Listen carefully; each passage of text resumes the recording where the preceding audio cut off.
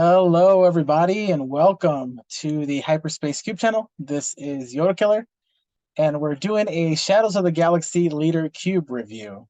It's been a couple weeks since we got some previews, and I wanted to touch about how these leaders are going to affect the cube and cube design. So first up, we have Moff Gideon. Very excited about this card. He's a command and villainous. He has an action ability that says attack with a unit that costs 3 or less. If it's attacking a unit, it gets +1/0 for this attack. Comes out on 5, 3/6 body, just like Leia. Has Overwhelm, and also has each friendly unit that costs 3 or less gets +1/0 and gains Overwhelm while attacking an enemy unit. Pretty strong, pretty aggressive. I love that it doesn't have any restrictions with keywords like Imperial, like Grand Moff Tarkin, and like Princess Leia as well with Rebels. So I'm going to give this a review of 4 out of 5.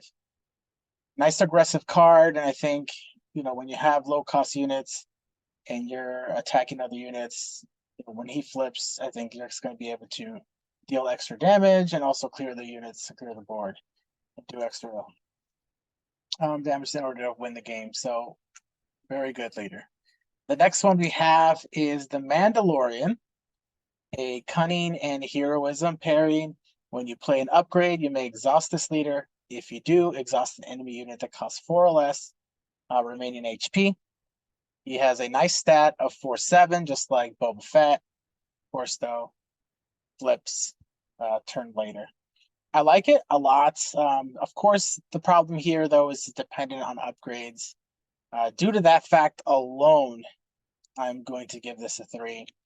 This is obviously very early. We need to see more cards, but I'm assuming, too, is you got to think about it. You're developing a cube. How many upgrades are you going to have in your deck?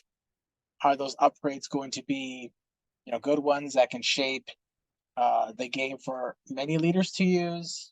I don't want to also just cater to just the Mandalorian. So I'm interested to see if set 2 is going to have more leaders that have something to do with upgrades. I think that would also help the cause in order to fit more upgrades in your deck based on leaders. But I think, cards like the Mandalorian, Leia, Grand Moff Tarkin, those that are very specific, I think there's going to be a conversation to be had around how many of those leaders are going to stick around as more of them get revealed in the future. So this is kind of how I'm seeing it right now. I'm very interested to see what you think. Did I score too high, too low? And your thoughts, leave them in the comments, and I'll be back for another video to talk about the other spoilers that we had. I think it's nice to have those. I'm going to save them for a little bit and share them out, my ideas, and also share about what kind of archetypes they'll fit into. So stay tuned for more Cube content. Thank you.